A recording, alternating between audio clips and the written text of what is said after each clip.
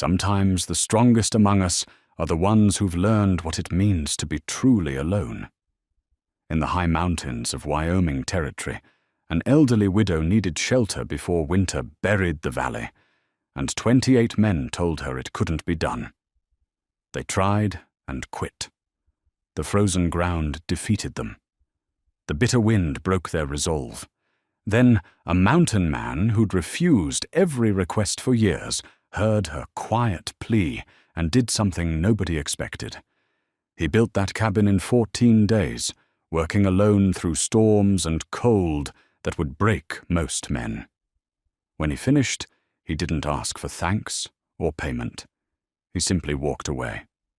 What made this solitary man, who'd turned his back on everyone, finally say yes to one old woman's desperate wish? Before we jump back in, tell us where you're tuning in from. And if this story touches you, make sure you're subscribed, because tomorrow I've saved something extra special for you. Martha Brennan woke each morning to the sound of canvas snapping in the wind. The tent she called home shuddered against the cold that swept down from the mountain peaks, carrying with it the promise of an early winter. She was 67 years old, and her bones remembered every hard season she'd ever lived through. This one, she knew in her marrow, would be different. This one might be her last if she didn't find proper shelter before the snows came to stay. She pulled Samuel's old wool shawl tighter around her shoulders.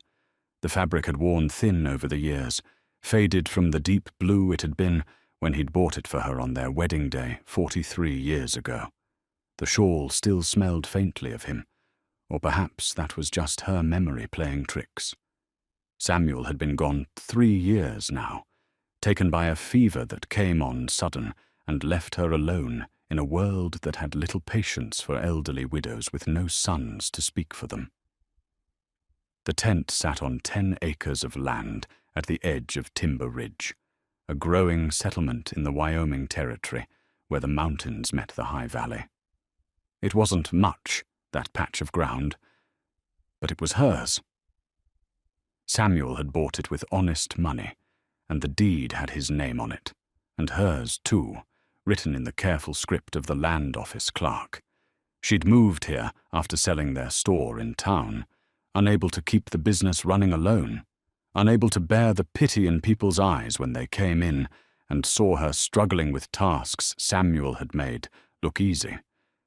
The tent had been meant as temporary shelter, while she arranged for something better. That was 2 years ago. Somehow temporary had become permanent, and with each passing season, the likelihood of anything changing grew smaller. Martha stepped outside into the October morning, her breath forming clouds in the crisp air. The sun was just beginning to paint the eastern peaks with rose and gold, and for a moment she let herself appreciate the beauty of it. Samuel had always said that a person who couldn't find something beautiful in each day was a person who'd given up on living. She wasn't ready to give up yet. She walked to the clearing where she'd stacked lumber over the summer, pine boards and hewn logs, purchased with the last of her savings from the store. Enough material, the timber merchant had assured her, to build a small cabin. 1 room with a loft, a proper stone fireplace, real windows with glass panes she'd ordered from back east. It would be snug and tight and warm, a place where she could live out her days with dignity instead of charity. All she needed was someone to build it. The first men had come in late August, 3 carpenters from Timber Ridge who took her deposit and promised to have the cabin finished before the first frost. They dug foundation holes, laid out the dimensions, and spent 2 days arguing about the best way to proceed before admitting the job was bigger than they'd thought. They returned half her deposit and recommended she hire a full crew. The full crew lasted 4 days. The ground was already hardening as autumn set in, and the logs were heavy, and the site was remote enough that hauling water for mixing mortar became a daily ordeal. The foreman told her kindly but firmly that the cabin would have to wait until spring, and by then, of course, the snow would have collapsed her tent, and she'd have been forced to accept someone's offer of a spare room in town. She'd tried again in September, hiring 2 farmers who needed off-season work. They were strong men, willing and honest, but they lacked the skill for proper construction. Their attempts at framing looked crooked, even to Martha's untrained eye. After a week of effort that produced nothing usable, they apologized and moved on to other work. Word spread through Timber Ridge and the surrounding settlements. The widow Brennan wanted a cabin built before winter. The job paid fair wages. The materials were already on site, yet somehow no one could manage it. The excuses varied: ground too hard, weather too unpredictable, location too remote, timeline too ambitious, but the result was always the same. They'd start with confidence and quit within days. 28 men in total. Martha kept count in the ledger book that had belonged to Samuel, the same book where he'd recorded every transaction at their store. She wrote each man's name, the dates they worked, and the reason they gave for leaving. The list grew longer as September turned to October, and the morning frosts began to linger past midday. The ledger itself was a painful reminder of better times. Page after page showed Samuel's neat handwriting, documenting sales and purchases, but also noting debts forgiven and credit extended. Paid in full, he'd write beside a name, even though Martha knew the customer had paid nothing. Samuel had believed that a merchant was also a member of the community, and that sometimes keeping your neighbors fed and clothed mattered more than keeping accounts balanced. Those same neighbors now passed her tent without stopping. The families Samuel had helped through hard winters, the men he'd extended credit to when mines closed or cattle died, the women whose children he'd given candy to, even when they couldn't afford to buy anything else. They remembered his kindness with fondness, but seemed to have forgotten that his widow still lived at the edge of their town, still needed the same compassion Samuel had shown so freely. Martha didn't blame them. Not exactly. People had their own troubles, their own families to worry about. The world was hard, and folks did what they needed to do to survive. She understood that. But understanding didn't make the loneliness any lighter or the approaching winter any less frightening. She returned to the tent and opened the ledger to a fresh page. October 10th, 1883. 28 failures recorded. She ran her finger down the list of names, recognizing each one. Good men, mostly. Not lazy or dishonest, just unable or unwilling to see the job through. At the bottom of the page, she wrote a single sentence in her own less practiced hand. I will not beg for charity. I will not abandon Samuel's land. I will not give up. She closed the book and wrapped it carefully in oilcloth, then placed it in the wooden chest that held her few precious possessions. Samuel's pocket watch, its gold case worn smooth from years in his vest. Her mother's wedding ring, too small now for her swollen knuckles. A tintype photograph of Samuel and herself on their wedding day, both of them young and hopeful and impossibly naive about what life would bring. And at the bottom of the chest, beneath everything else, the deed to her land. She took it out and unfolded the stiff paper, reading the legal description of her property. 10 acres, more or less, bounded on the north by Timber Ridge Creek, on the east by territorial land, on the south by the wagon road, and on the west by the rising slope of the mountains. 10 acres. It wasn't much, but it was hers, and she'd die before she let anyone take it from her. Martha folded the deed carefully and returned it to the chest. The morning was wearing on, and she had work to do, firewood to gather, water to haul from the creek, a rabbit stew to prepare from yesterday's successful snare. Life went on, cabin or no cabin, and she'd learned long ago that survival meant doing the next thing that needed doing, and then the next thing after that, until eventually you'd made it through another day.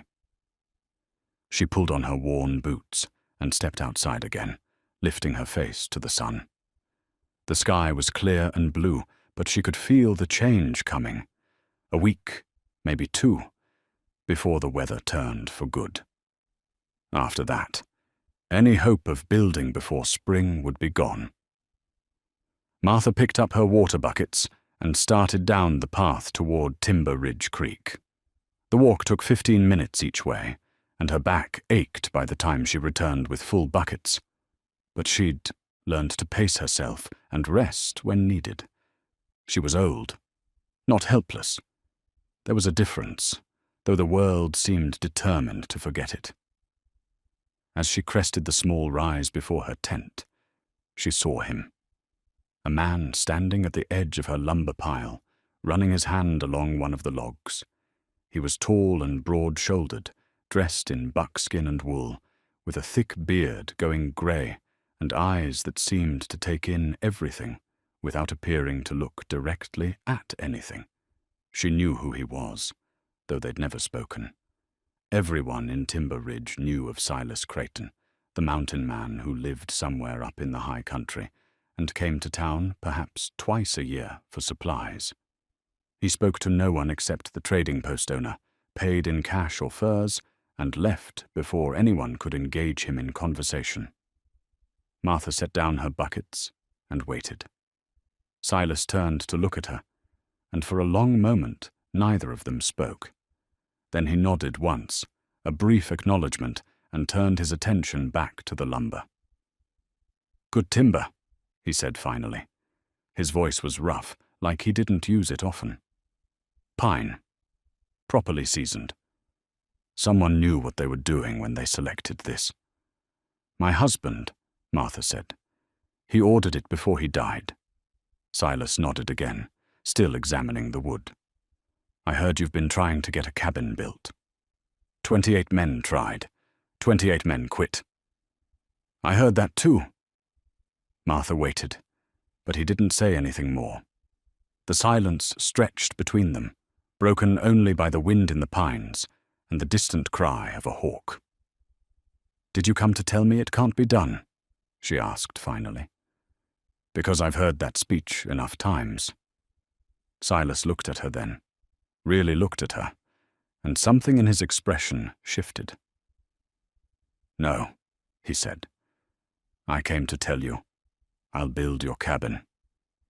Martha felt her heart stumble in her chest. "Why?"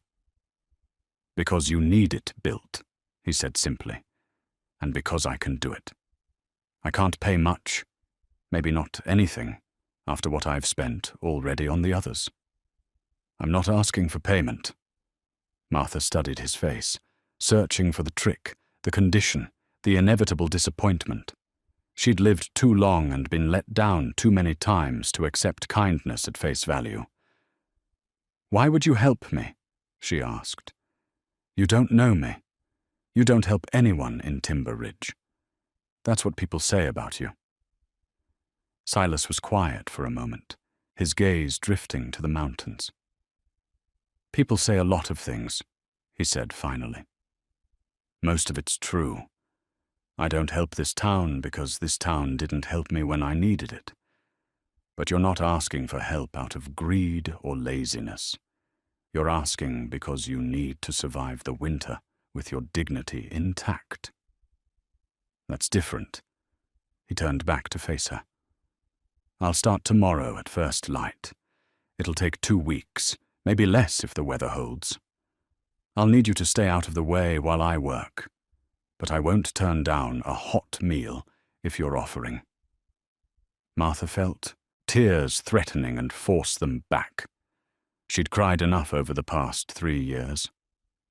"Thank you," she managed. Silas nodded once more, then walked past her toward the tree line. He moved with the easy confidence of someone who knew the land, who belonged to it in a way that couldn't be taught or faked. Martha watched him disappear into the forest, then looked at her lumber pile, seeing it differently now. Not a monument to failure, but the beginning of something that might actually happen. She picked up her water buckets and carried them to the tent, her back somehow not aching quite as much as before. Tomorrow, she thought. Tomorrow it begins. The next morning arrived with a frost so heavy it looked like snow had already fallen. Martha woke before dawn, as she always did, and lay in her bedroll, listening to the silence that came with deep cold. No bird sang yet. No wind stirred the canvas. The world held its breath, waiting for the sun to release it. She rose and dressed quickly, layering every piece of clothing she owned. The cold had teeth this morning, and she could see her breath inside the tent. Winter was announcing its approach, giving fair warning to those wise enough to listen. By the time she'd started a fire and put coffee on to boil, the sun was just beginning to lighten the eastern sky. She stood by the flames, warming her hands, when she heard the sound of footsteps crunching through the frost-stiff grass. Silas emerged from the trees carrying an axe over one shoulder and a leather tool bag in his other hand. He moved with purpose, his breath clouding in the cold air, his eyes already assessing the site and the materials. "Morning," he said, setting down his bag near the lumber pile. "Coffee's almost ready," Martha replied. "Appreciated." She poured 2 tin cups and brought one to him.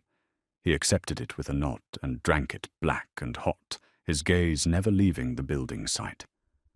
Martha could almost see his mind working, calculating angles and measurements, planning the sequence of tasks that would transform her pile of lumber into a home. "You'll want to stay in your tent today," he said, after finishing the coffee. "I'll be moving materials around, cutting pieces. Dangerous work. No point in you being nearby." "I can help." "You can help by staying safe," he interrupted, not unkindly. "I work alone. Always have." Martha wanted to argue, to assert that it was her cabin and her land, and she had every right to be part of the building process. But something in his tone told her that arguing would accomplish nothing. Silas Crichton had agreed to build her cabin on his terms, and those terms included working without interference. "I'll have lunch ready at midday," she said instead. He nodded and turned his attention to the lumber, running his hands over each log and board, examining them with the care of a man who understood that the quality of materials determined the quality of the finished work. Martha retreated to her tent and busied herself with mending. Through the canvas walls, she could hear the rhythmic sound of Silas's axe biting into wood, the scrape of logs being moved, the occasional grunt of effort. She forced herself not to peek outside every few minutes, though the temptation was strong. The morning wore on. The sun climbed higher, bringing a little warmth, but not enough to truly soften the cold. Martha prepared a simple lunch of beans and cornbread, then stepped outside to call Silas. He was standing in what would become the center of the cabin, surrounded by logs he'd arranged in a precise pattern. 4 corners were marked with stakes, and he'd stretched twine between them to establish the dimensions. 20 feet by 16 feet, she estimated. Not large, but sufficient. "Lunch is ready," she called. Silas straightened, wiping sweat from his forehead despite the cold. He'd removed his coat while working, and his shirt was damp with exertion. He walked to where she'd set out the food on a flat rock near the fire, sat without ceremony, and ate with the focused efficiency of a man who viewed meals as fuel rather than pleasure. "You've made progress," Martha observed, sitting across from him. "Foundation work," he said between bites. "Most important part of any building. Get the foundation wrong, and nothing above it will be right. The other men, they rushed this part. Wanted to see walls going up so they could feel like they were accomplishing something. And you don't need to feel like you're accomplishing something? He gave her a look that might have been amusement. I know I'm accomplishing something. Don't need to feel it. They ate in companionable silence for a while. Martha watched him covertly, trying to understand this strange man who'd appeared out of nowhere to help her. His hands were scarred and calloused, the hands of someone who'd spent a lifetime working with tools and weapons. His face was weathered, lined deeply around the eyes and mouth, but his eyes themselves were sharp and clear. "Why did the town fail you?" she asked suddenly. Silas stopped eating and looked at her. For a moment, she thought he wouldn't answer, that she'd overstepped some boundary. But then he set down his plate and spoke in that rough, unused voice. 15 years ago, I had a wife and a daughter. We lived in Timber Ridge. I was the best carpenter in the territory. Built half the buildings in that town. Made good money, had a good life. He paused, staring into the fire. Then the fever came. Same one that took your Samuel, maybe, or something like it. My daughter got sick first. She was 6 years old. Martha's heart clenched, but she said nothing, letting him continue at his own pace. I went to every family I'd ever helped, everyone who owed me money or favors. Asked them to sit with my daughter while I went for the doctor in Laramie. 3 days' ride there and back. My wife was sick too by then. Couldn't manage alone. His jaw tightened. Every single person said no. Too afraid of catching the fever themselves. Too worried about their own families. Oh, Silas. By the time I got back with the doctor, they were both dead. Buried by the minister because no one else would go near our house. He looked at Martha, and she saw the old anger and grief still burning behind his eyes. I left that same day. Built a cabin up in the high country, where I wouldn't have to see any of their faces again. And I swore I'd never lift a finger to help Timber Ridge, no matter what they asked. Martha felt tears on her cheeks and didn't bother to wipe them away. I'm so sorry. It was a long time ago. Pain like that doesn't care about time. He nodded slowly, acknowledging the truth of it. No, it doesn't. Then why are you here? Why help me? Silas stood and brushed the crumbs from his pants. Because you're not them. You're someone who got left behind, same as I was. And because if I let you freeze to death in that tent when I could have done something about it, then I'm no better than the people who let my family die. He picked up his axe and returned to work, leaving Martha by the fire with tears drying on her face and a better understanding of the complicated man who'd agreed to save her life. The afternoon brought more sounds of construction.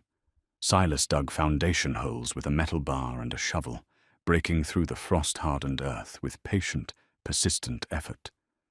The work was brutal. Martha could tell that much even from a distance, but he never stopped, never slowed, never showed any sign of giving up. As the sun began its descent toward the western peaks, casting long shadows across the valley, Martha heard different sounds.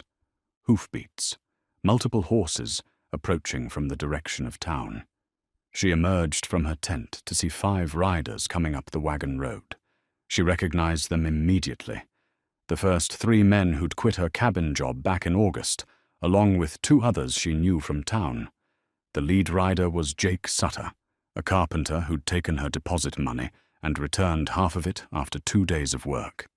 They reined in their horses near the building site, and Jake called out to Silas, who'd stopped working and now stood with his axe resting on his shoulder. "Heard you took on the widow's cabin job," Jake said, his tone carrying something that wasn't quite mockery, but wasn't quite friendly either. "That's right," Silas replied. "Thought you might like to know it can't be done. Not before winter. Ground's too hard, weather's too unpredictable. We tried, all of us tried, No shame in admitting when a job's beyond a man's capability. I'm not a man who gives up on jobs, Silas said quietly. Jake shifted in his saddle, and Martha saw something flicker across his face. Annoyance? Concern? You trying to make us look bad, Creighton? That what this is about? This isn't about you at all. It's about her. Silas gestured toward Martha, with his axe. She needs a cabin. I'm building her one. What you did or didn't do doesn't concern me. Well, it concerns us, one of the other men spoke up. His name was Henry Pierce, and he owned the dry goods store in town. People are talking, saying if the hermit can build it, why couldn't the rest of us? It's not good for business. People questioning our capability. Martha stepped forward, anger rising in her chest. Maybe if you'd put half as much effort into actually building as you're putting into making excuses, the cabin would already be finished. Jake's face darkened. Now hold on, Mrs. Brennan. We did our best. Your best was 2 days, she snapped. 2 days before you decided your reputation was more valuable than my life. That's not fair. What's not fair is me paying good money to men who took it and ran the moment the work got difficult. Martha's voice shook, but not with fear, with fury that had been building for weeks. What's not fair is facing winter in a tent because 28 men couldn't be bothered to follow through on their word. The riders exchanged glances, uncomfortable now. Jake opened his mouth to respond, but Silas spoke first.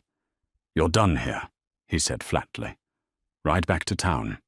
Tell people whatever you want about me or this job. I don't care. But don't come back to this site again. There was something in his tone, some quality of absolute certainty that made even Jake Sutter think twice about arguing. The 5 men turned their horses without another word and rode back down the wagon road, leaving dust hanging in the cold air. Martha watched them go, her hands trembling with anger and something else. Fear, perhaps, that their visit was just the beginning of trouble. They'll talk, she said to Silas. Let them talk. He returned to his work, driving the metal bar into the frozen ground with sharp, powerful strikes. Talk never built anything worth having. That evening, as darkness fell and the temperature dropped toward freezing, Martha brought Silas a plate of stew and fresh bread. He'd worked until he could no longer see, and had managed to dig all 4 corner foundation holes, despite the brutal conditions. You should stop for the night, she said, handing him the food. You'll work yourself into exhaustion. I've got 2 weeks to build this cabin, he replied, accepting the plate.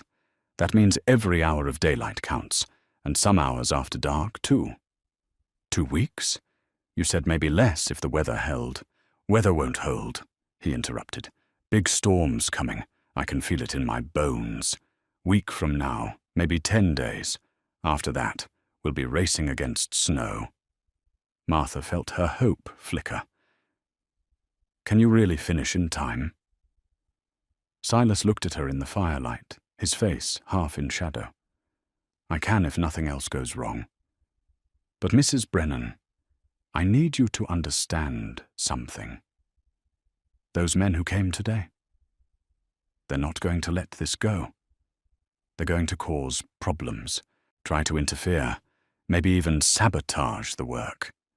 People don't like being shown up, especially by someone they've written off as a hermit and a fool. What can we do? We keep working. We don't engage with them. And we trust that when the cabin's finished, their words won't matter anymore.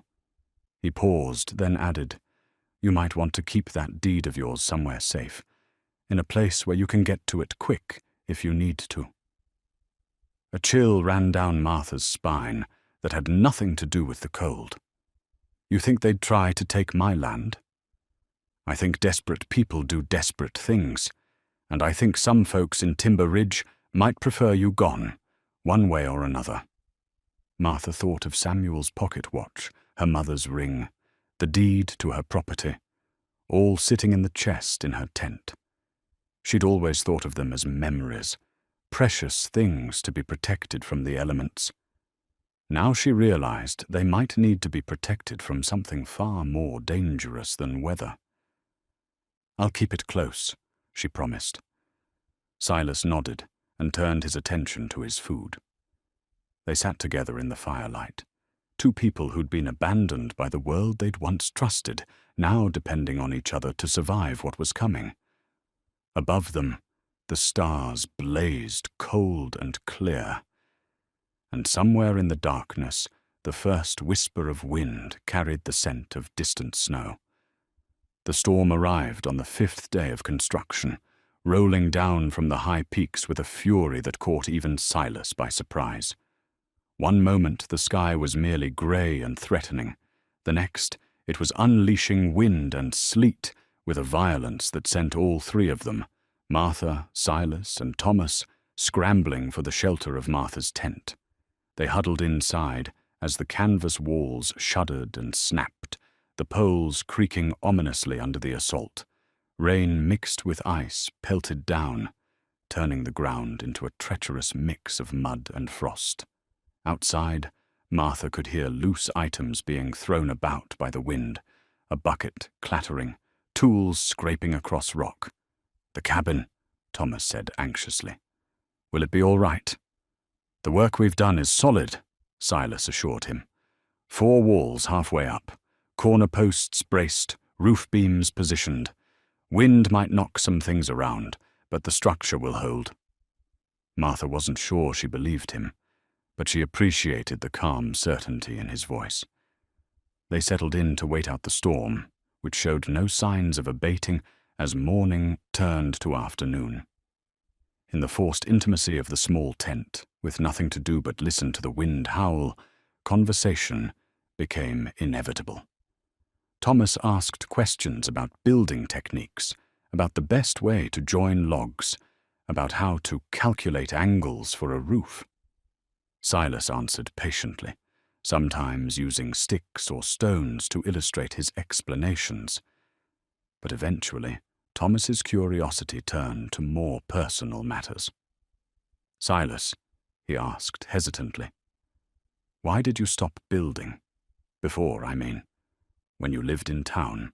Martha tensed, worried that the question might anger Silas or bring up painful memories, but he simply sat back against the tent pole and stared at the canvas ceiling for a long moment. "I stopped because building things for people who didn't care about anything but themselves started to feel like a waste," he said finally. "I'd put my heart into making homes for folks, real homes built to last generations, and then I'd watch those same folks turn their backs on neighbors in need, close their doors to people who were suffering, hoard what they had instead of sharing it." "Like when your family got sick," Thomas said quietly. Silas looked at the boy sharply. "Who told you about that?" "My ma. She said it was the worst thing the town ever did, turning away from you when you needed help. She said she was young then, too young to stand up to her own parents and the other adults. But she's regretted it ever since." Silas's expression softened slightly. "Your ma was just a girl. Can't blame children for what their parents chose. But you blame the town. I blame the people who made the choice to let my wife and daughter die alone." Silas's voice was steady, but edged with old pain. "And yes, I blame the town for becoming the kind of place where that choice was acceptable." Martha spoke up then, needing to share her own understanding. "Samuel used to say that a community is only as strong as its willingness to help the weakest among them. He said that's what separated civilization from savagery, the choice to care for people who couldn't necessarily give you anything in return." "Your Samuel was a wise man," Silas said. "He was. But the town forgot his lessons after he died. They remembered him fondly, talked about what a good man he'd been, but they didn't practice what he'd taught them." Martha felt tears threatening, but held them back. They let me struggle because it was easier than helping, because helping would have required effort and sacrifice, and those things are harder than fond memories. The three of them sat in silence for a while, listening to the storm rage outside. Then Silas reached into his coat and pulled out something Martha had never seen him carry, a tarnished military medal on a faded ribbon.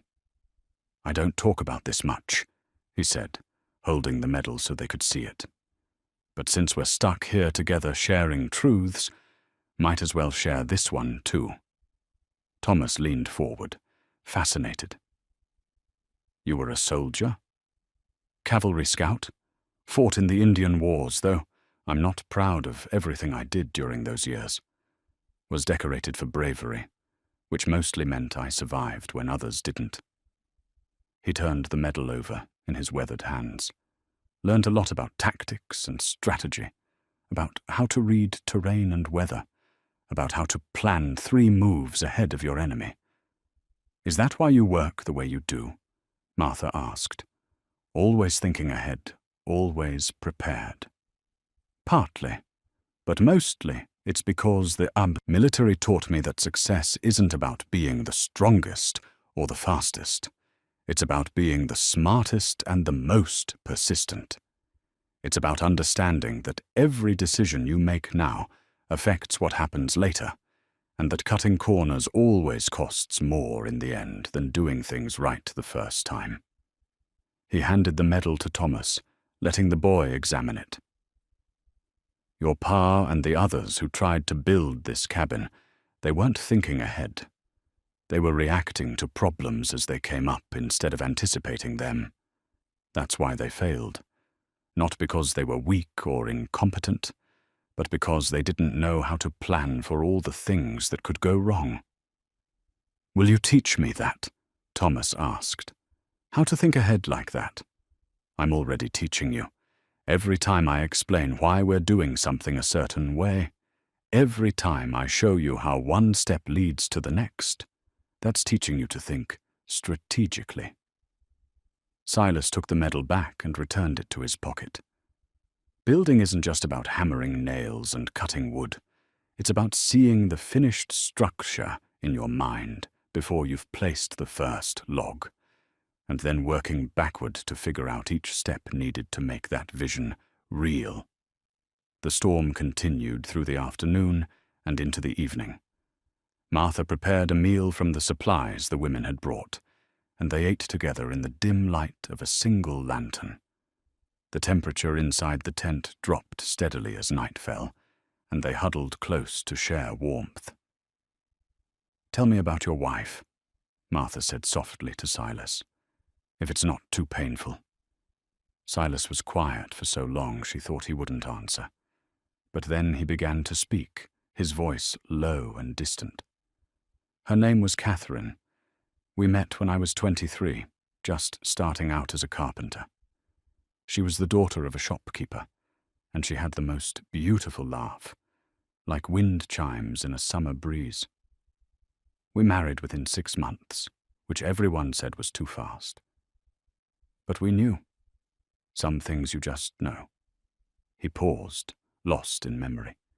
"She had patience I never possessed, could calm me down when I got frustrated with a difficult job, could make me see solutions I'd missed because I was too close to the problem. And she loved our daughter, Clara, with a fierceness that amazed me. Would do anything to keep that girl safe and happy." "Clara," Martha repeated softly. "That's a beautiful name. She was a beautiful child, curious like Thomas here, always asking questions, always wanting to understand how things worked. She'd follow me around the workshop, handing me tools before I asked for them, memorizing the names of every piece of wood and metal." His voice caught slightly. "She would have been 21 now, probably married, maybe with children of her own." Thomas was silent, his young face grave with understanding.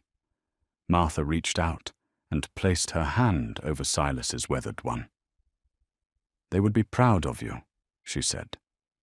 for helping me, for teaching Thomas, for not letting bitterness completely consume you."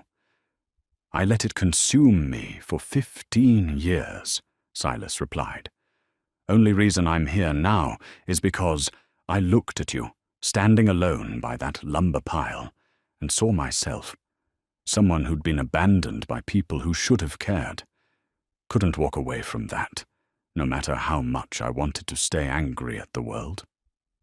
The storm began to ease as full darkness fell, the wind dropping from a howl to a steady blow, the rain turning to a light drizzle. Silas stood and peered outside through the tent flap. "Worst is over," he announced. "We'll be able to get back to work tomorrow, though the ground will be a mess." "Should I go home?" Thomas asked reluctantly. "Too dark and too dangerous," Martha said firmly. "You'll stay here tonight, and we'll send word to your parents first thing in the morning so they don't worry." The boy nodded, clearly relieved. Martha suspected he didn't want to leave anyway, didn't want to miss whatever might happen next in this strange adventure that had taken over his life. They settled in for the night, arranging bedrolls and blankets as best they could in the cramped space. Martha found herself thinking about what Silas had shared, about the wife and daughter he'd lost, about the pain that had driven him into isolation for so many years. And she thought about how strange life was, how it could take two people who'd been broken by loss and bring them together in a way that might help them both heal. Not completely. Some wounds never fully closed, but enough to keep living, to keep trying, to keep building something worth having.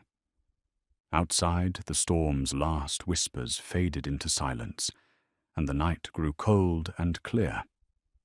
Above the valley, stars emerged one by one, ancient lights that had witnessed countless human struggles and survivals. Tomorrow they would assess the damage and continue the work. Tomorrow they would raise more walls and move closer to completion. Tomorrow they would face whatever challenges came, just as they'd faced everything else, together, persistent, and refusing to quit. For now, though, they simply rested, three people who'd found each other by accident and were becoming something like a family by choice. Morning revealed both relief and new challenges. The cabin structure had survived the storm intact, just as Silas had predicted, but the ground had turned into a quagmire of mud and standing water. Everything would take longer now, each step requiring twice the effort as they slogged through the mire. Thomas left at dawn to reassure his parents he was safe, promising to return by mid-morning. Martha and Silas surveyed the work site, taking stock of what needed to be done. "We lost a day," Silas observed, "but we didn't lose any work. That's what matters." The walls stood at half-height now, 4 solid courses of logs notched and fitted together with the precision that was Silas's trademark. The structure already looked like it might become a cabin, rather than just a pile of lumber. Martha felt her hope strengthen at the sight of it. They spent the morning clearing water from the foundation, repositioning materials that had shifted in the storm, and preparing for the afternoon's work. Thomas returned as promised, bringing news from town that made both adults exchange concerned glances. "Pa says Jake Sutter's been drinking at the saloon, telling anyone who'll listen that Silas must be cutting corners to work so fast," the boy reported. "He's saying the cabin will fall down first winter, and then you'll sue everyone who refused to build it, claiming they knew it was impossible." "That's ridiculous," Martha said. "Doesn't matter if it's ridiculous," Silas replied. "What matters is whether people believe it. Fear makes folks do stupid things, and Sutter's stoking fear.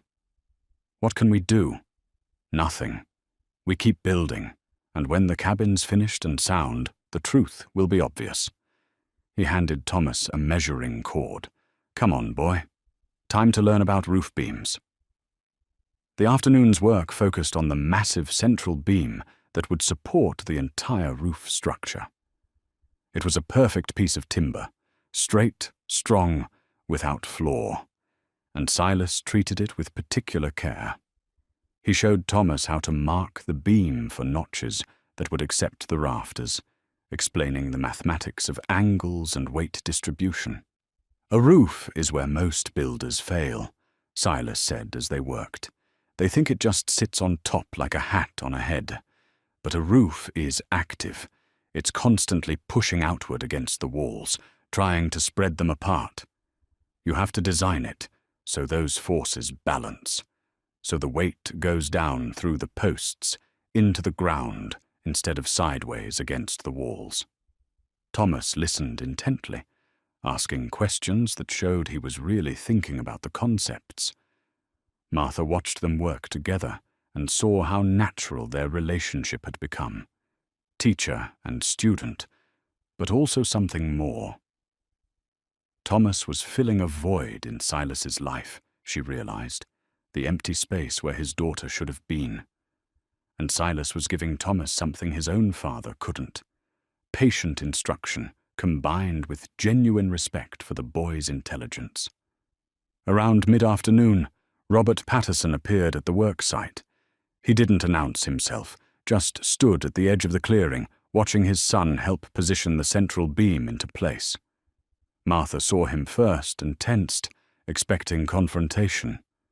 But Robert just watched, his face unreadable. After several minutes he walked closer, and Thomas noticed him. "Pa," the boy said, uncertain whether to be glad or worried. "Don't stop on my account," Robert replied. "I want to see how this is done." Silas glanced at him briefly, then returned his attention to the beam. "Thomas, check the level on the east end. Tell me what you see." Thomas scrambled to do as instructed, peering at the small bubble in the carpenter's level. "A hair high, maybe." "How much is a hair?" About the width of my fingernail." "That's too much. What do we do?" Thomas thought for a moment. "Shim the west end. Raise it to match." "Good thinking. Show me." Martha watched as Thomas carefully selected a thin piece of wood and slid it under the western support, then checked the level again. His face lit up when the bubble centered perfectly. "That's it," Silas confirmed. "Now we lock it in place." He drove a heavy wooden peg through a pre-drilled hole, securing the beam permanently. A good builder checks everything twice, fixes problems when they're small, and never assumes anything is right just because it looks right. Robert moved closer, examining the work. "That's fine craftsmanship," he said quietly.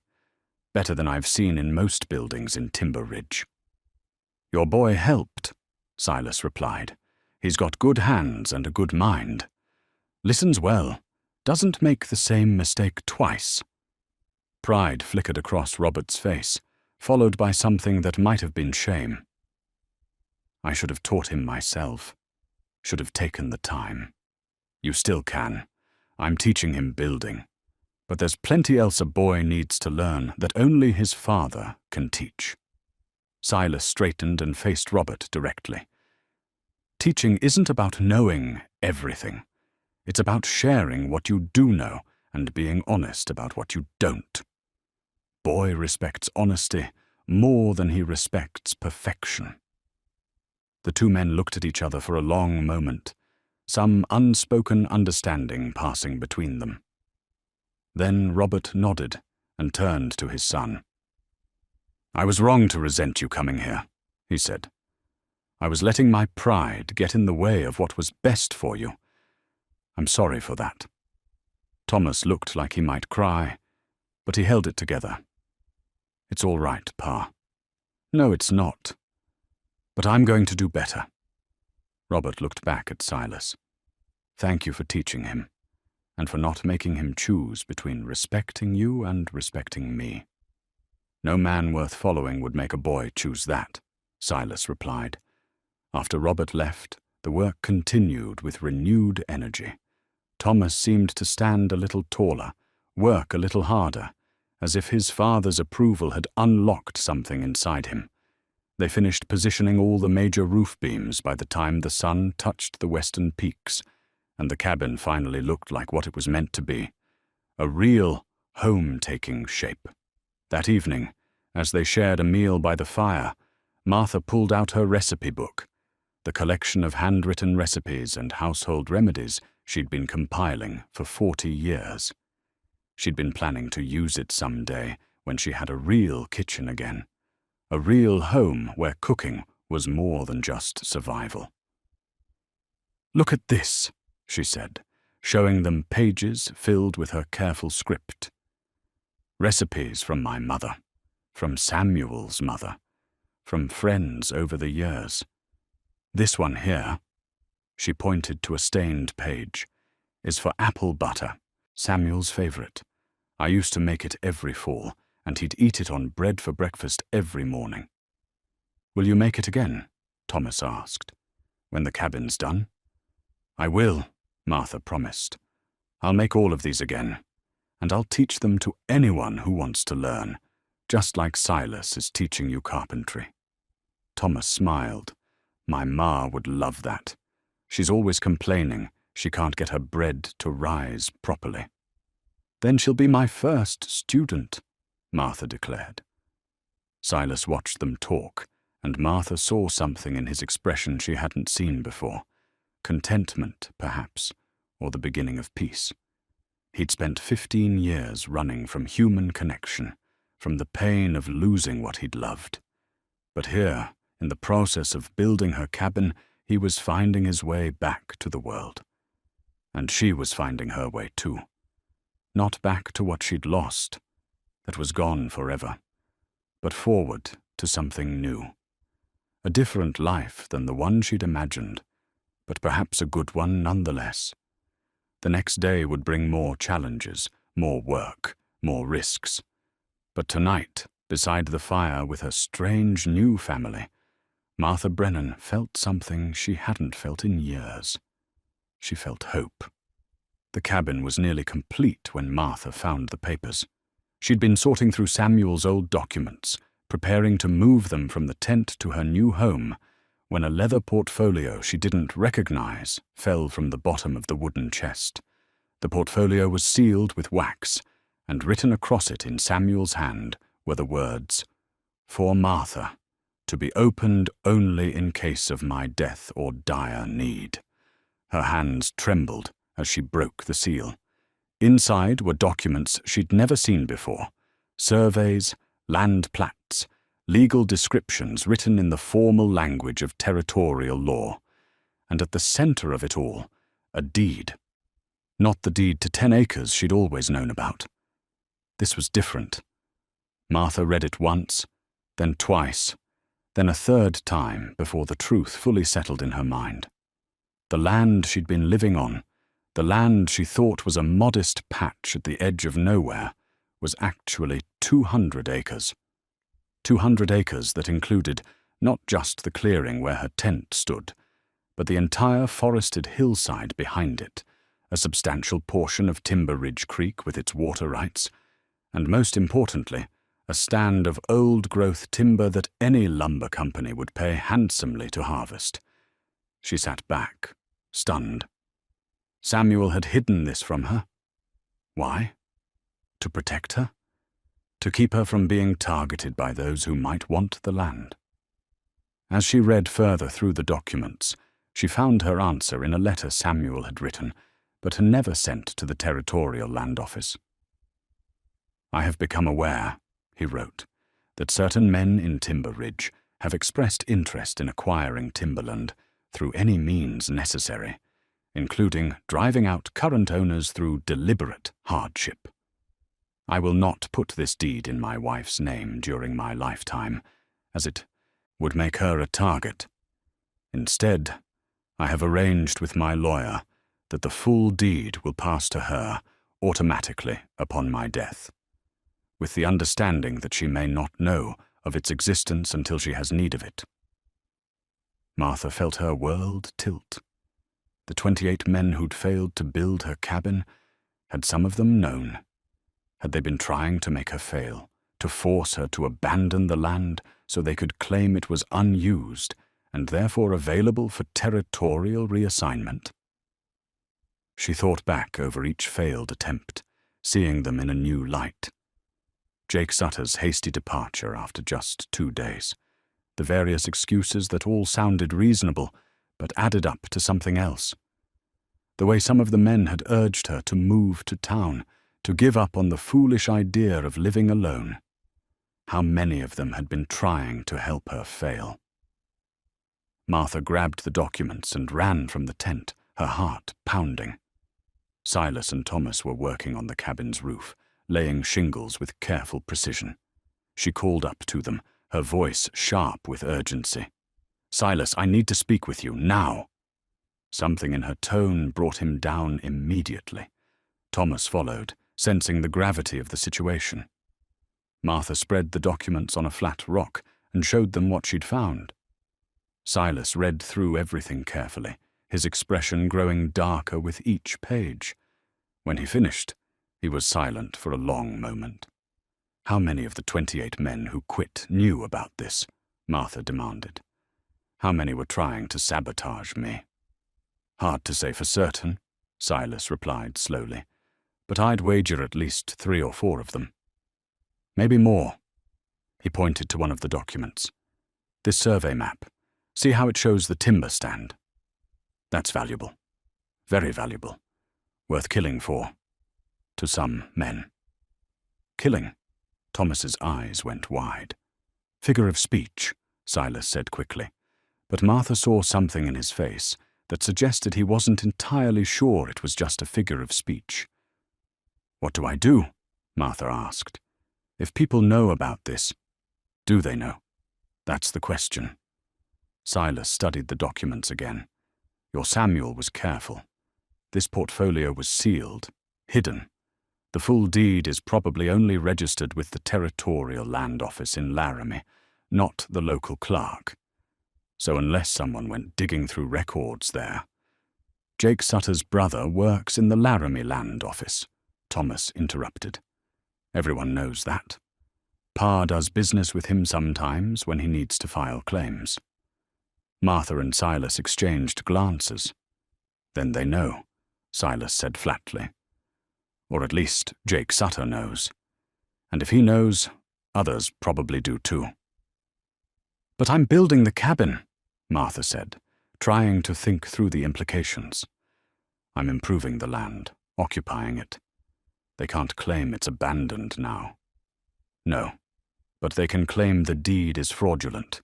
They can tie you up in legal challenges for years, cost you money you don't have, make your life miserable until you give up and sell." Silas's jaw tightened. "Or they can try more direct methods." "You think they'd hurt her?" Thomas asked, horrified. "I think desperate men with money on the line are capable of anything." Silas began gathering the documents carefully. "Martha, you need to take these to the territorial marshal. Get them officially recorded and witnessed. Make it legal and public so there's no question about your ownership." "The marshal is in Laramie. That's 3 days' ride." "Then we send Thomas with them. He's young, fast, and nobody will pay attention to a boy on an errand." Silas looked at Thomas. "You up for this? It's important, and it might be dangerous if the wrong people figure out what you're carrying."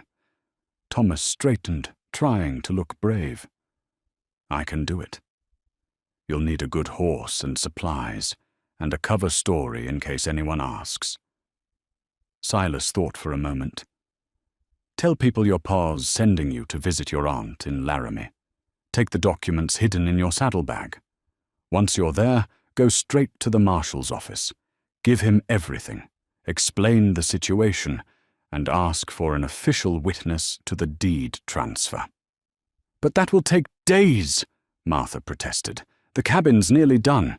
If they're going to make a move, they'll make it whether we're ready or not," Silas said grimly. "At least this way you'll have legal protection, and someone official will know what's happening out here if things go wrong." Martha wanted to argue, to find some other solution that didn't involve sending a 12-year-old boy on a dangerous mission. But she could see from Silas's expression that he'd already considered every option, and this was the best one. "All right," she agreed reluctantly. "But Thomas, you tell your parents the truth. I won't have them thinking I put you at risk without their knowledge." Thomas nodded and took off running toward town. Martha and Silas stood in silence, watching him go. The cabin loomed behind them, so close to finished, but suddenly feeling fragile, threatened.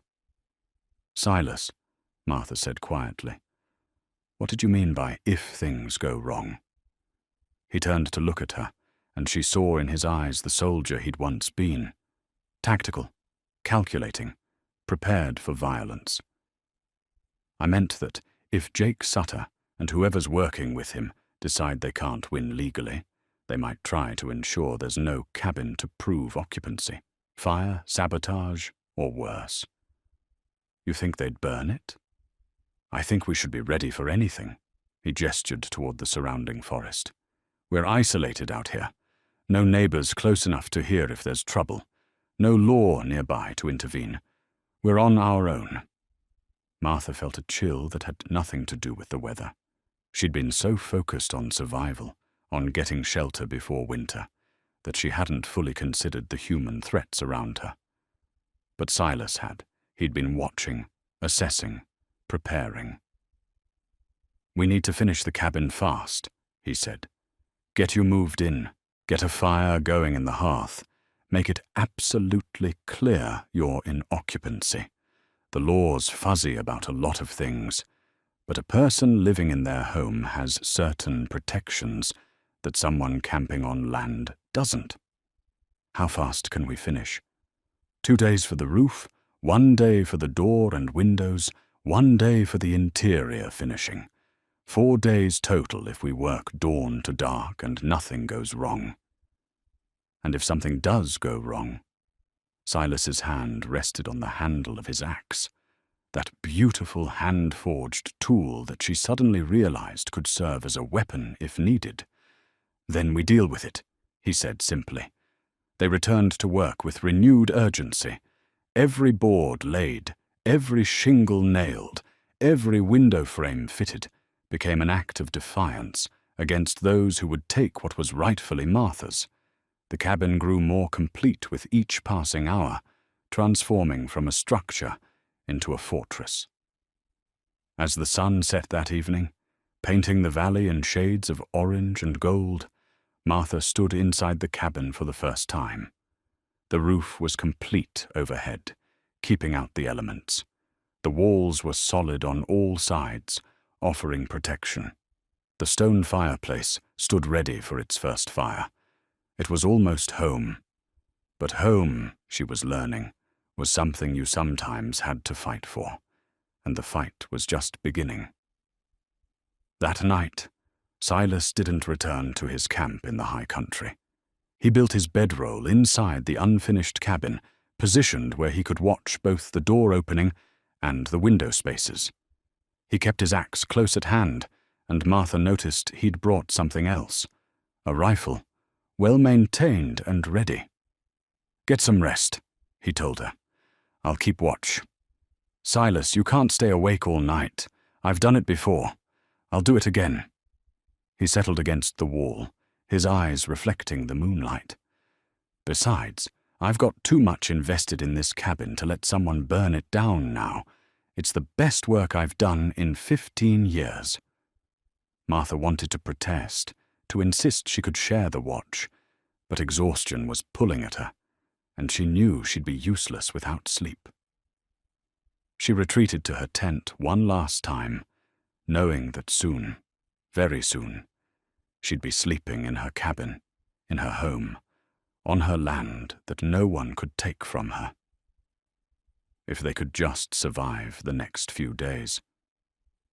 Outside, the night deepened, and the temperature dropped. Somewhere in Timber Ridge, men were making plans. Somewhere on the road to Laramie, Thomas rode through the darkness, carrying documents that could change everything. And inside the nearly complete cabin, A mountain man kept watch over the home he'd built, and the woman whose courage had called him down from his isolation. The battle for Martha Brennan's land had begun in earnest, and Silas Crichton wasn't planning to lose. Dawn broke cold and clear, the kind of morning that promised frost by nightfall. Martha woke to the smell of coffee and found Silas already working, installing the cabin's front door. The door was a masterpiece. Thick planks fitted seamlessly together, with a small window at eye level and Martha's initials carved into a decorative panel near the top. "You carved it," she said, running her fingers over the letters.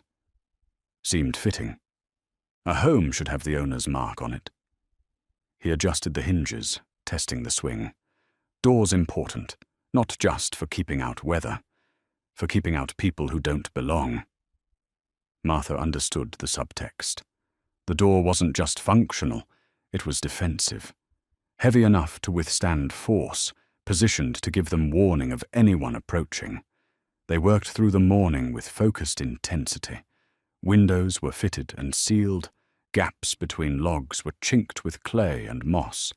The hearth was tested and pronounced sound. By midday the cabin was functionally complete, livable, secure, ready to be called home.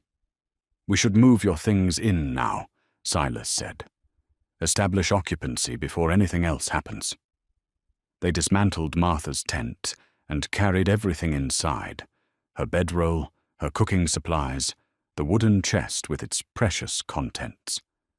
Martha arranged items on the shelves Silas had built into the walls, hung her shawl on a peg by the door, set Samuel's pocket watch on the mantel above the fireplace. "Light the hearth," Silas instructed. "Make it official." Martha knelt before the fireplace and built a fire from kindling and dry wood. As the flames caught and began to crackle, spreading warmth through the single room, she felt something shift inside her. This was her home now, her sanctuary, her stand against everything that had tried to break her.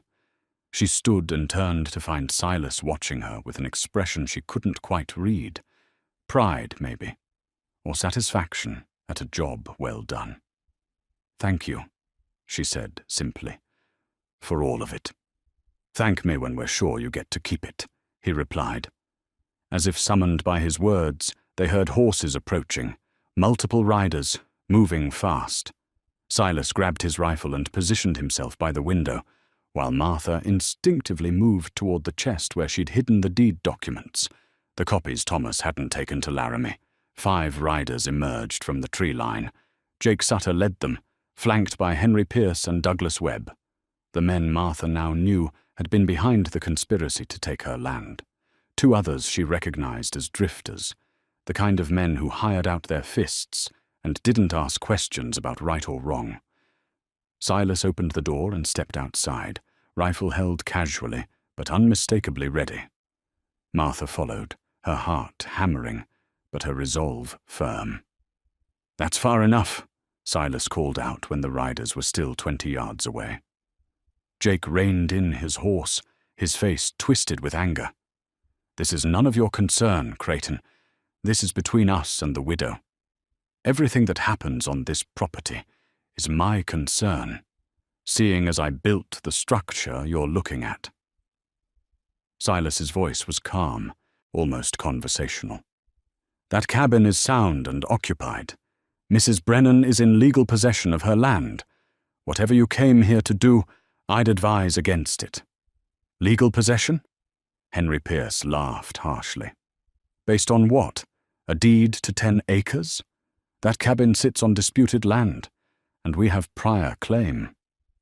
"You have nothing," Martha said, stepping forward despite Silas's warning glance. "I know about the 200 acres. I know about the timber rights and the water access. And I know you've been trying to drive me off so you could claim it was abandoned." The men exchanged glances, confirming her suspicions. Jake's face darkened further. "Even if that deed exists," he said carefully, "it was never properly transferred. Samuel Brennan died before the paperwork was finalized. That makes it territorial land, open for claim. The deed was properly transferred through his will, Martha countered. It's legal and binding. Prove it, Douglas Webb spoke up. He was a lawyer's clerk, someone who understood enough about law to be dangerous. Show us the documents. Martha felt Silas's hand on her arm, a gentle warning. The documents are with the territorial marshal in Laramie, she said, being officially recorded and witnessed as we speak. Jake's expression shifted from anger to something more calculating. Laramie's 3 days away. A lot can happen in 3 days. Cabins burn. People get hurt. Sometimes accidents happen that nobody can prevent. That's a threat, Silas said quietly. And threats have consequences. What are you going to do, hermit? Shoot all 5 of us. You might get 1 or 2, but we'll get you. And then there's nothing between us and the widow. Jake leaned forward in his saddle. Walk away, Creighton. This isn't your fight. You've done your charity work. Now let us handle our business. This became my fight the moment I decided to build that cabin, Silas replied. His voice remained calm, but Martha heard the steel underneath. And I don't leave jobs unfinished. For a long moment, the 2 groups faced each other. 5 men on horseback against 1 man with a rifle, and an elderly woman who refused to be intimidated. The tension stretched taut, ready to snap. Then one of the drifters shifted in his saddle, and Martha saw his hand move toward the pistol at his hip. Silas saw it too, and raised his rifle in one smooth motion. Don't, Silas warned. I've killed men for less cause than you're giving me right now. The drifter froze. Martha realized with a chill that Silas wasn't bluffing. The soldier who'd earned that tarnished medal was standing before her, prepared to do whatever was necessary to protect what he'd built. Jake seemed to realize it too. He pulled his horse back a step, reconsidering the situation. This isn't over, he said. You can't watch her every minute. Sooner or later you'll have to leave.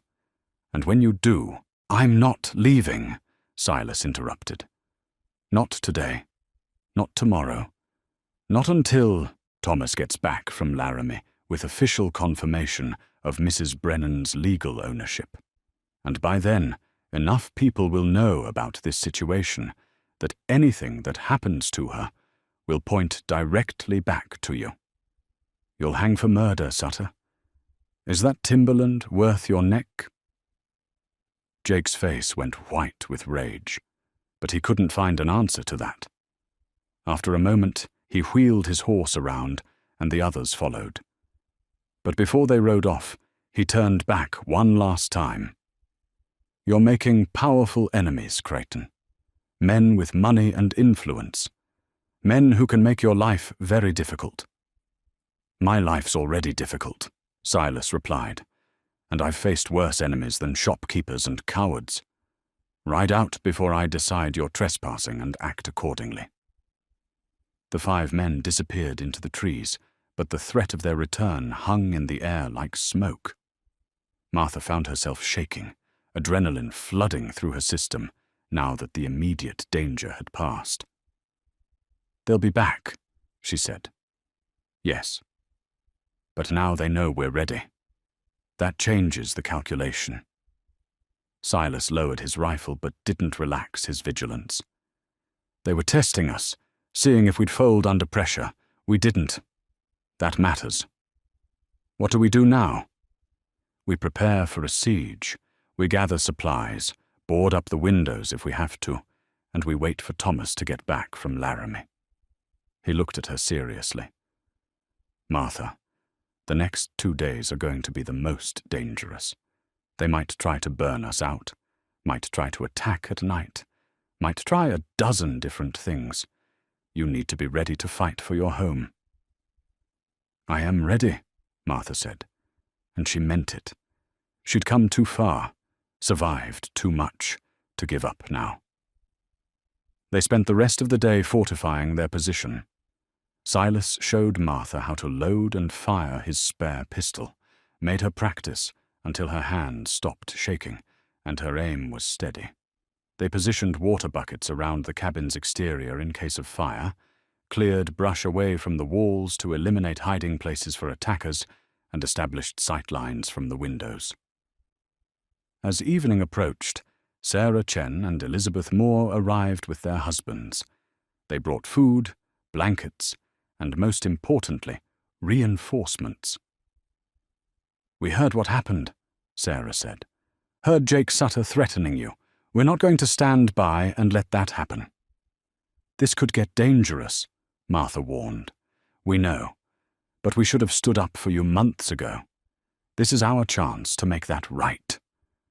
Elizabeth's husband, the minister, nodded in agreement. "The Bible teaches that we're supposed to defend the widow and the orphan. I've preached it enough times. Now I need to practice it." More people arrived as darkness fell. Robert Patterson and a handful of other men who'd worked Martha's land briefly, but had left for honest reasons rather than sabotage. They came with rifles and determination, forming a protective ring around the cabin. "My boy's putting his life at risk to help you," Robert said to Martha. "Least I can do is make sure he has something to come back to." By full dark, there were 15 people surrounding Martha's cabin, keeping watch in shifts, prepared to defend it through the night. Jake Sutter and his conspirators would find no easy target here. Silas pulled Martha aside as the watches were being organized. "See what you did?" he said quietly. "You didn't just build a cabin. You reminded people what community actually means. You gave them a reason to be better than they've been. I didn't do anything. You built the cabin. I built the walls. You built something more important. You built hope that things could change, that standing up to bullies was possible. That's why all these people are here. Not for the cabin, but for what the cabin represents." Martha looked around at the faces, illuminated by firelight, neighbors who'd finally become neighbors again, people who'd found their courage by watching hers. And she understood what Silas meant. This wasn't just about land or lumber or legal documents anymore. It was about reclaiming dignity, about refusing to let fear and greed define a community. It was about choosing to be the kind of people who helped each other instead of the kind who looked away. The night deepened, and the watches changed, and somewhere in the darkness, Jake Sutter and his men waited for their opportunity. But inside and around Martha Brennan's cabin, a different kind of force was gathering, the quiet, persistent strength of ordinary people who'd decided that enough was enough. And come morning, one way or another, the battle would be decided. Thomas arrived with the territorial marshal 3 hours after dawn, his horse lathered with sweat from hard riding. The boy had pushed through the night when he'd heard rumors of trouble in Timber Ridge, bringing help faster than anyone had dared hope. Marshal William Hodges was a weathered man in his 50s, with grey hair and eyes that had seen too much of humanity's worst. He surveyed the scene with professional detachment, the smouldering shed, the wounded men, the armed citizens still standing guard. "Someone want to tell me what happened here?" he asked. Martha stepped forward, and with Silas's steady presence beside her, she told the whole story. The conspiracy to steal her land, the 28 failed attempts to build her cabin, Silas's help, the discovery of the true deed, and finally the attack that had ended in violence. Marshal Hodges listened without interruption, then examined the documents Thomas had brought back from Laramie, now officially recorded and witnessed, legally unassailable proof of Martha's ownership. "These are in order," he confirmed. "Mrs. Brennan, you are the legal owner of 200 acres, including timber rights and water access. Anyone who tells you different is lying or ignorant." He turned to Jake Sutter, who sat on the ground, clutching his wounded leg, his face pale with shock and pain. "Jacob Sutter, I'm arresting you for attempted arson, assault with intent to harm, and conspiracy to defraud. Your friends there will face similar charges." He looked at Henry Pierce and Douglas Webb. "Gentlemen, you're looking at territorial prison, possibly 10 years or more." "She shot me," Jake protested. "That woman shot me in cold blood." "That woman defended her legally owned property from a man attempting to burn down her home," the marshal corrected. "That's not just legal, it's commendable. She showed more restraint than I would have. I'd have aimed higher."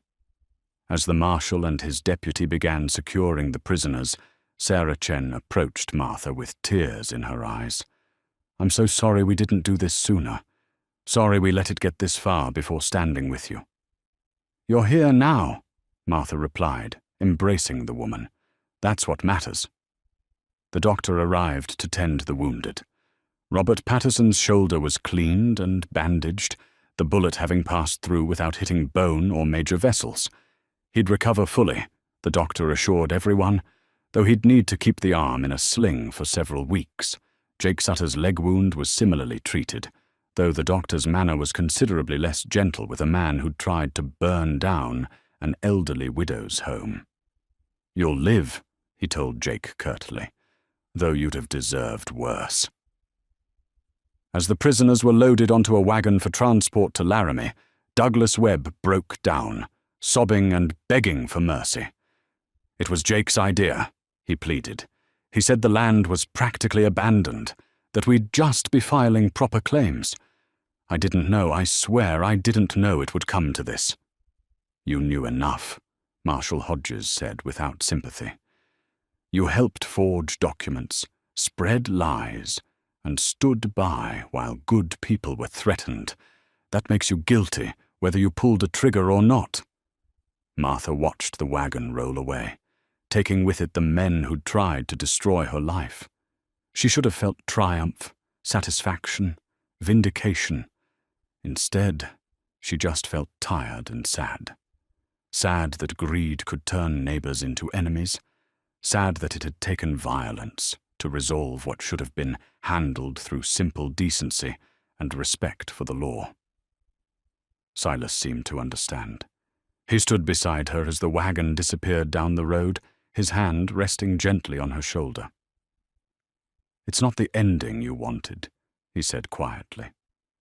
"No, but it's the ending that was necessary." Martha turned to look at her cabin, standing solid in the morning light. "I just wanted a home. I didn't want to fight for it." Best things in life usually require fighting for. Doesn't make the fight pleasant, but it makes the reward more meaningful. Thomas approached them, looking exhausted but proud. "I brought the marshal as fast as I could. I'm sorry I wasn't here when—" "You did exactly what you needed to do," Martha interrupted, pulling the boy into a fierce hug. "You saved everything by getting those documents recorded. You were braver than any adult I know."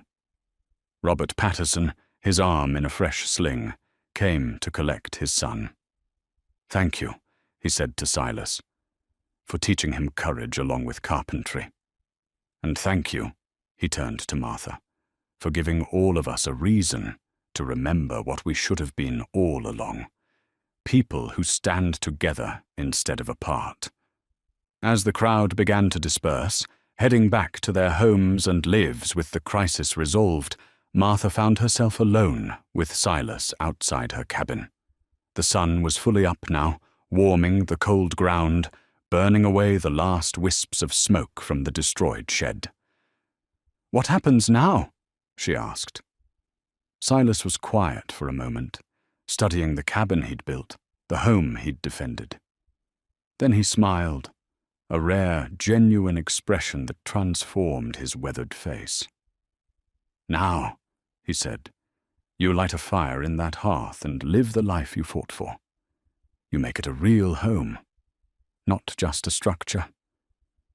You fill it with the things that matter: warmth, food, maybe friends who visit. you prove that all of this was worth it." Martha looked at the cabin, at the door bearing her carved initials, at the smoke rising gently from the chimney, and she knew he was right. The battle was over. The real work of living could finally begin. 2 weeks after the attack, the first real snow fell on the valley. Heavy, wet flakes that blanketed everything in white and settled in for the long winter ahead. Martha woke in her cabin, her home, to the gentle sound of snow sliding off the roof and the crackle of embers in the hearth. She rose from the bed Silas had built and placed near the fireplace for maximum warmth, wrapped herself in Samuel's old shawl, and added wood to the fire. The cabin filled with light and heat, chasing away the morning chill. Through the small window, she could see the world transformed into something clean and new, all traces of the battle erased beneath pristine snow. Footsteps outside announced a visitor. Martha opened the door to find Silas standing there with fresh firewood and a brace of rabbits he'd trapped that morning. "Morning," he said, stamping snow from his boots before entering. "Thought you might need these." "You didn't have to," Martha protested, though she was grateful. "You've done more than enough already." "Told you I'd stay until you were settled. You're not settled yet. Winter's just starting." He set the firewood by the hearth and hung the rabbits on a hook Silas had installed for that purpose. "Besides, I've gotten used to having somewhere to go that isn't just my lonely camp in the high country." Martha smiled, understanding what he wasn't quite saying. Silas had found something here. Purpose, maybe, or connection, or simply a reason to be part of the world again. Whatever it was, she was glad he'd found it. Thomas arrived mid-morning, as he did most days now that his chores at home were finished. His father had given permission for him to continue learning from Silas, and the boy was flourishing under the attention and instruction. "Ma sent bread," Thomas announced, presenting a warm loaf wrapped in cloth, "and she wants to know if you're still planning to teach her about bread making next week." "I am," Martha confirmed. "Tell her to come Tuesday afternoon, and bring anyone else who's interested. We'll make a proper lesson of it." It had become a pattern over the past 2 weeks. The women of Timber Ridge coming to Martha's cabin to learn recipes from her book, to share their own knowledge, to rebuild the community connections that had frayed over the years. Martha taught them cooking techniques passed down through generations, and in return, they brought her supplies, companionship, and the warmth of belonging. Silas spent the morning teaching Thomas how to build a proper chair, showing him the joinery that would make it strong enough to last decades. Martha worked on her own tasks, preparing the rabbit stew for their midday meal, organizing the dried herbs and preserved foods that lined her shelves, adding new recipes to her book. The cabin had become exactly what she'd hoped for, a home filled with purpose and life. The single room felt spacious rather than cramped, everything arranged with the efficiency that came from Silas's careful planning. Her bed in one corner, the table and chairs near the fireplace, shelves and storage built into every available space. The rocking chair Silas had crafted as a surprise sat by the hearth, and Martha spent her evenings there, sometimes reading by firelight, sometimes just watching the flames and feeling grateful. That afternoon, Robert Patterson stopped by with news from town. The trial of Jake Sutter and his co-conspirators had been swift and decisive. All 3 men had been sentenced to territorial prison. 10 years for Jake, 8 for Henry Pierce, 6 for Douglas Webb. The drifters who'd participated in the attack received lighter sentences in exchange for testifying against the ringleaders. "Town's changing," Robert said, accepting a cup of coffee from Martha. "People are ashamed of how we acted, how we let things get to this point. There's talk of forming a proper community council, one that looks after folks instead of looking the other way." "That's good," Martha said. "That's how it should be." "And there's been inquiries about your timber," Robert added. "Legitimate companies interested in fair deals, not theft. If you wanted to sell some of those trees, you could be quite comfortable financially." Martha glanced at Silas, who'd been quietly listening. "What do you think?" "I think it's your land and your decision," he replied. "But I'd say this. Don't sell anything you're not ready to part with. You've got time now. No need to rush into deals just because people are offering." "Wise advice," Robert agreed. He stood to leave, then paused. "Mrs. Brennan, I want you to know. What you did, standing up the way you did, it reminded a lot of us what courage looks like. My boy's different now because of it. Better. And I'm grateful for that." After Robert left, the three of them, Martha, Silas, and Thomas, shared the rabbit stew. It had become their routine, this midday meal together, the conversation ranging from practical matters of survival to deeper questions about life and purpose, and what made a person truly wealthy. "My teacher asked us to write about someone we admire," Thomas said between bites. "I wrote about both of you, about how you built something important when everyone said it was impossible." Martha felt tears prick her eyes. "That's very kind, Thomas." "It's true," the boy insisted. "You taught me that giving up is a choice, not a requirement, and that's worth more than anything else I could learn." As evening approached and Thomas headed home, Silas lingered by the fire. He'd been doing that more often lately, staying later, seeming reluctant to return to his solitary existence in the high country. "Silas," Martha said carefully, "you know you don't have to keep coming down here every day. I can manage on my own now." "I know you can," he replied. "Question is whether I want to go back to managing on my own." They looked at each other across the cabin that had brought them together, two people who'd been broken by loss and isolation, who'd found unexpected connection through the simple act of building shelter. "This cabin needs more than one person in it to truly be a home," Martha said softly. "Room enough for a cranky old widow and a stubborn mountain man who's forgotten how to be alone." Silas smiled, that rare expression that made him look years younger. "Might be room for a boy learning carpentry, too. Someone needs to teach him properly, and his pa's willing to share him a few days a week." "A family, then," Martha said. "Not the traditional kind, but a family nonetheless." "The best kind," Silas agreed. "The kind you choose." Outside, the snow continued to fall, blanketing the valley in silence and peace. Inside Martha Brennan's cabin, the fire burned warm and steady, light spilling from the windows into the gathering darkness. And three people who'd been lost in different ways had found each other, and, in finding each other, had found themselves. The cabin stood solid against the winter, exactly as Silas had promised it would. But more than that, it stood as a symbol of what persistence and courage could accomplish. 28 men had said it couldn't be done.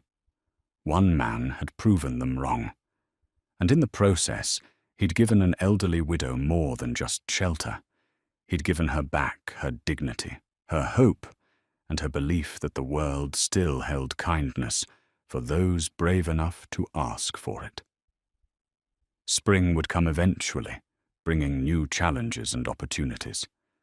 But for now, in the depth of winter, Martha Brennan was home. And home, she'd learned, wasn't just a place. It was the people you chose to share it with, the warmth you created together, and the stubborn refusal to let hardship define your story. She'd asked for a cabin. She'd received far more than that. She'd received a second chance at life, and she intended to make the most of it. Outside, the wind picked up, howling through the valley as winter settled in for the duration.